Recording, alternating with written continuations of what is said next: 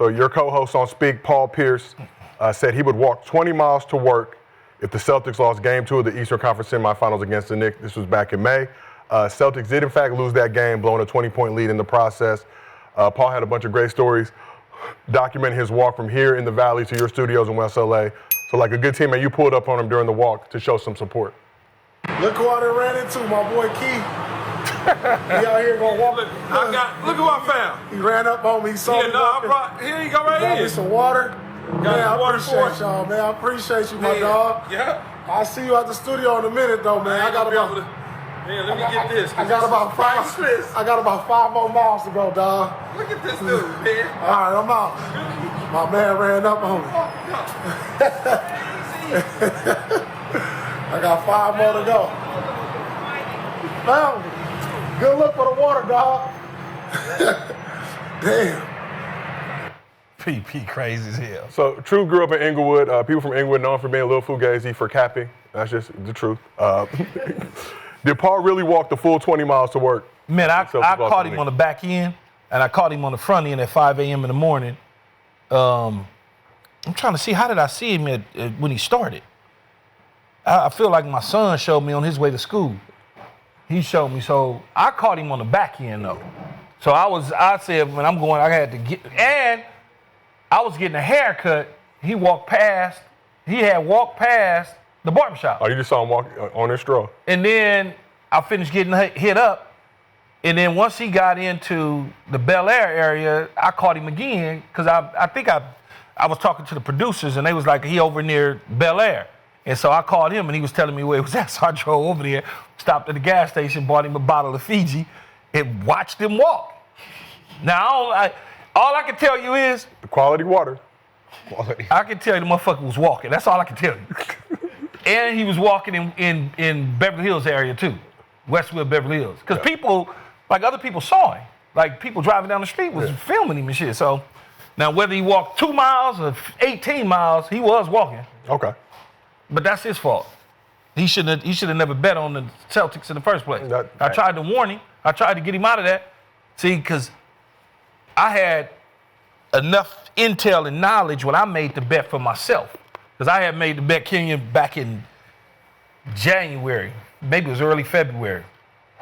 And I said on the show, I'll walk from the house to the studio in my boxers and flip-flops if Aaron Rodgers is the starting quarterback of the New York Jets on opening day in September. But I ain't no damn fool. I knew he wasn't going to be the starting quarterback. See what I'm saying?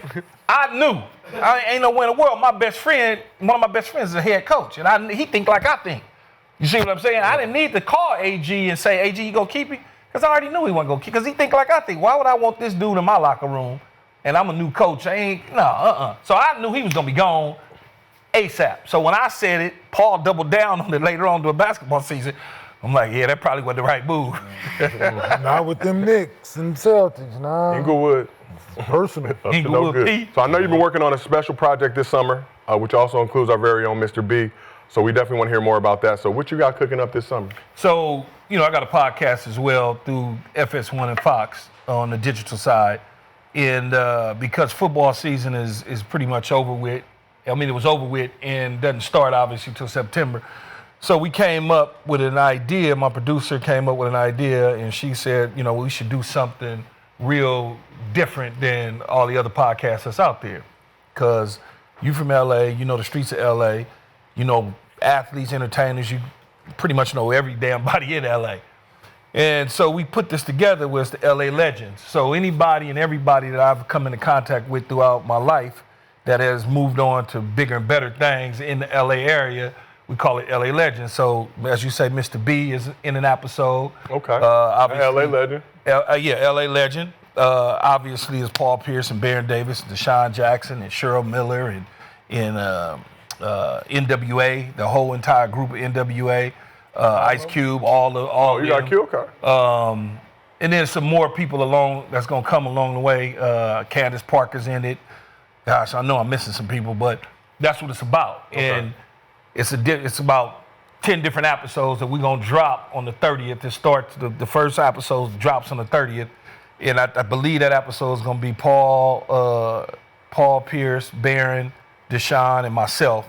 And then from there, I don't know what the second and the third and fourth, how they're going to roll it out. Okay. But it's really just about the careers, you know, and where everybody's at in their careers and what they did on the court, on the field, off the court, off the field, that sort of family life. Just really chopping it up. Something way different than what we see normally in the podcast space, where it's just really one-on-one, mano-a-mano conversations and stuff like that. We just taking it around the city. And then another one where it was me, Trevor Ariza, and Denny Green joined us at the Maximum State Prison.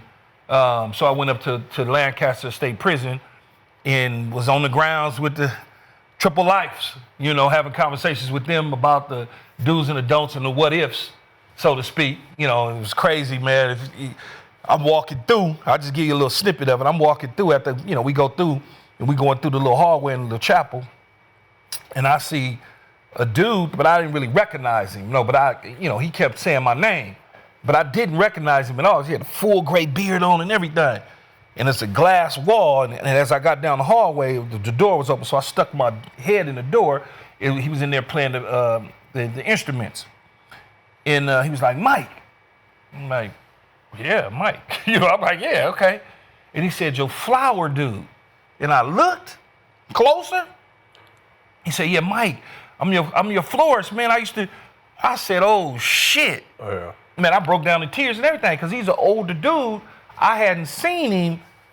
Man, I hadn't seen him since I got rid of my restaurant, because he covered my restaurant, my house, my office spaces.